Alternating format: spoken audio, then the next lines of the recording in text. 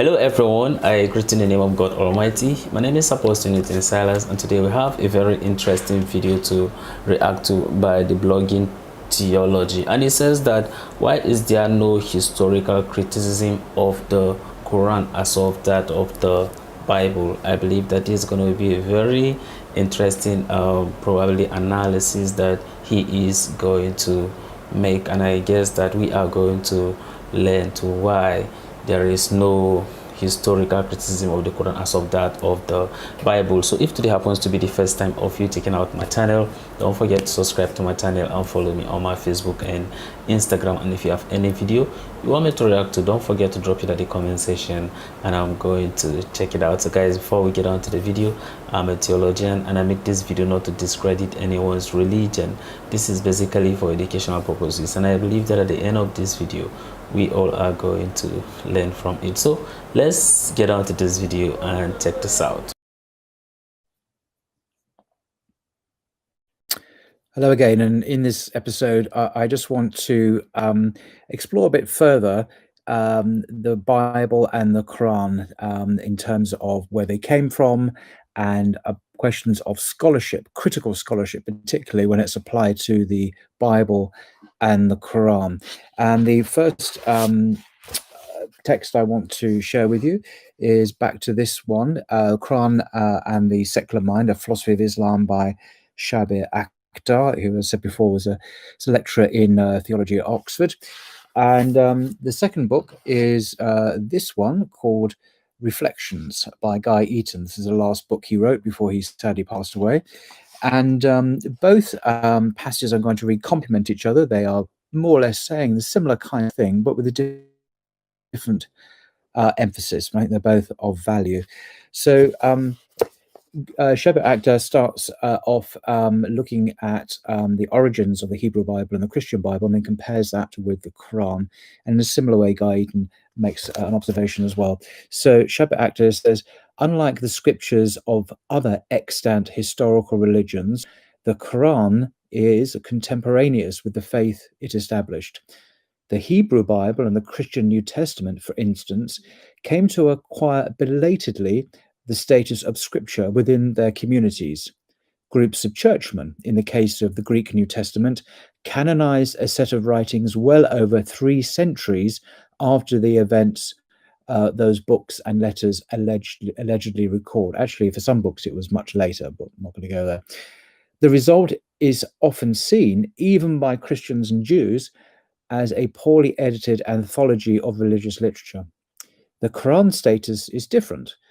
It is self-described as revelation, unlike the Bible, and it single-handedly created the community that treated it authoritatively, not the converse. No discipline among the sciences of the Quran corresponds to the critical historical concerns of critical biblical scholarship, a field covering textual criticism as well as form, source, redaction, literary and historical criticism. The Muslim reluctance to develop the discipline of critical Quranic scholarship is mistakenly thought to be connected to religious obscurantism. In fact, there are no materials and no need for such a discipline. The Quran, unlike the Bible, is not the heterogeneous work of many hands in several genres, in a trio of languages, in varied geographical locales, stretching over millennia, surviving only in uncertain and fragmentary forms. It is a unified canon, revealed in just over 2 decades, addressed to a man fully known to his contemporaries and to subsequent history, a man living in only 2 geographical locations in the same country. It was written in one language, in the language of the recipient, Arabic obviously, and of the first audience, a living language that is still widely spoken. The period between its oral revelation and final authoritative compilation is only about 2 decades. Apart from some variant readings that do not materially affect the sense, the text is invariant, defined, and fixed. Textual emendation, editing the text to remove alleged corruptions and errors in copying, was never permitted. The text has retained a perfect purity. A unique version has always enjoyed universal currency during the entire history of Islam. I cannot see, barring motives of malice and envy that should have no place in scholarship, any grounds for developing a critical textual scholarship of the Quran. So that sets up the contrast nicely, I think, from the Muslim point of view between the genesis of the Bible and of the Quran, and why we can't have the same kinds of textual, critical, historical analysis of the Quran if the Quran's claims are true. Guy Eaton says something similar, and there's another comment he makes, which I'll just throw in for good measure, which I think is just rather good. And he says, this leads to two questions which I and other Muslims in the West are frequently asked. Why, in the first place, is there no historical criticism of the Quran as there is of the Bible? Here we have a simple misunderstanding.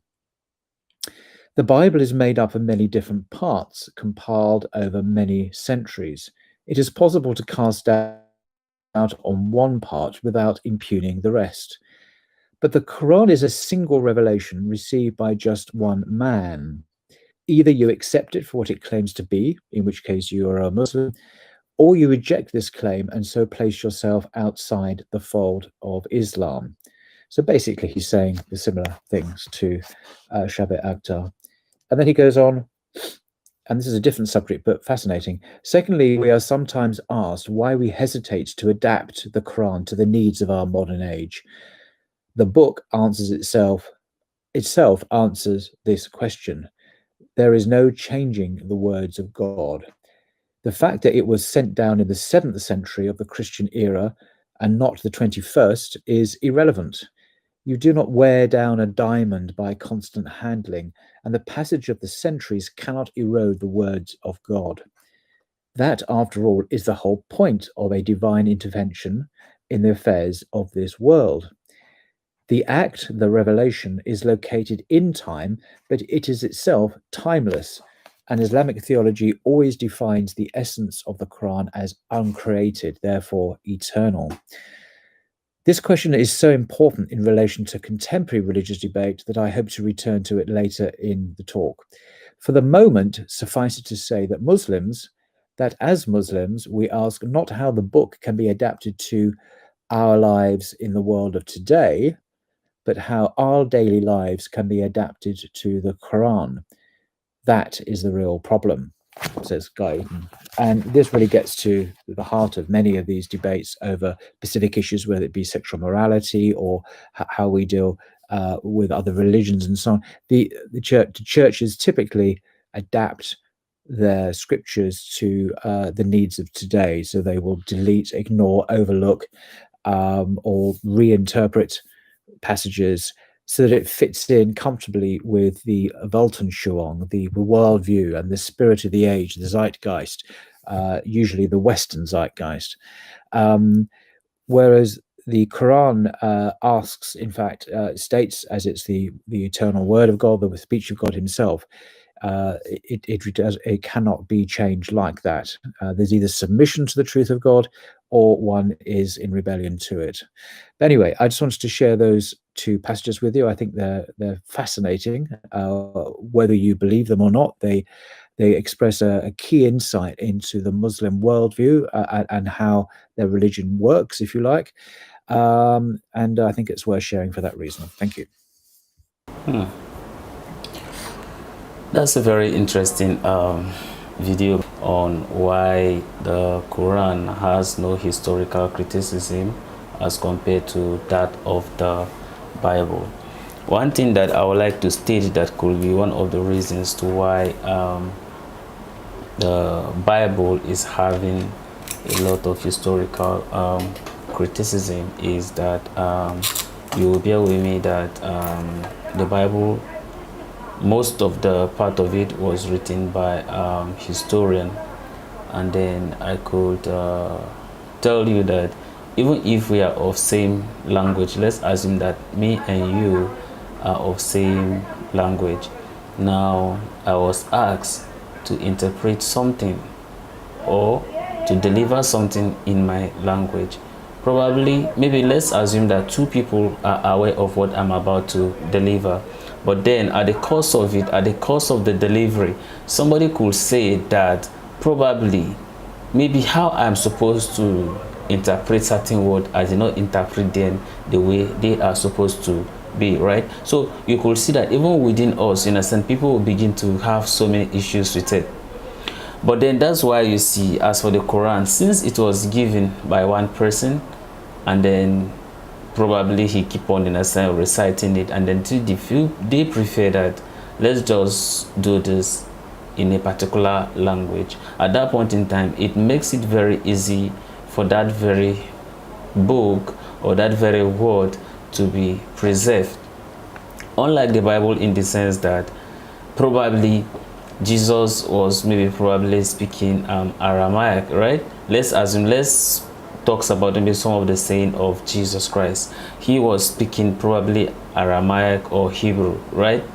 But then at the cost of it, you understand, being interpreted, right, to Greek, to English, to Gothic, you know, as it keep on, in a sense, going, it may not actually, understand, give the same meaning.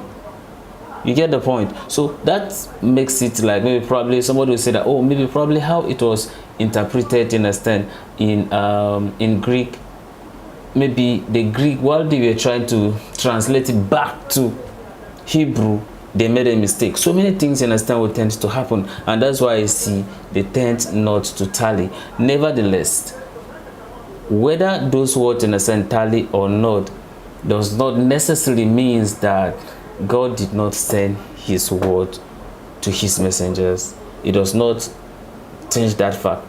Though, like I rightly say, some word may not necessarily mean what the original was actually saying.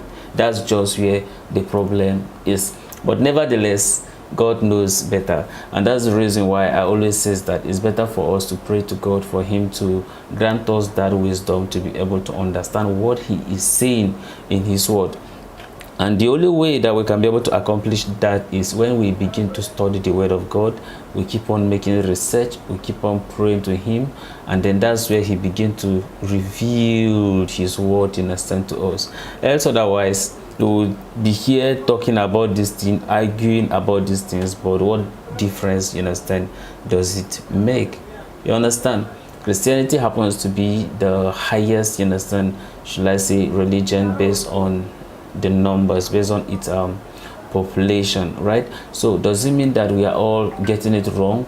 Probably we can still get it wrong. Islam might be, you understand, the emerging growing religion. Does it make it right? Probably. Does it make it wrong? Probably. It is only God that knows better. But then a very interesting one, that's why I see was when he was talking about it, he's tend to bring two different books and then trying to make some references and then all those things. And that's why I have always said in my video that if you want to look at the Bible in this to the point that you want to see errors, then you're going to see a lot of errors. Even numeric, you're going to see a lot of errors. Is it maybe probably in the process of trying to, you find a lot of errors, in it, right? Yeah, but doesn't validate it or makes it looks like the Bible is not the word of God. It's still up to you. That's why I says that let's not focus on the negative, but then let's focus on the positive. Let's focus on what God is saying.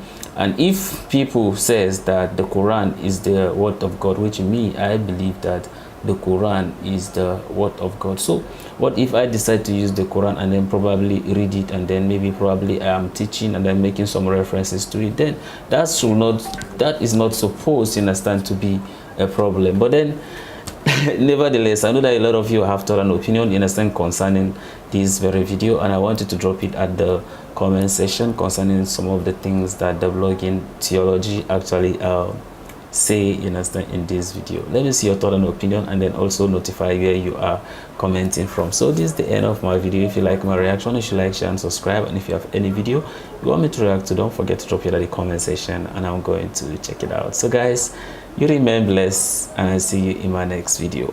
Bye bye.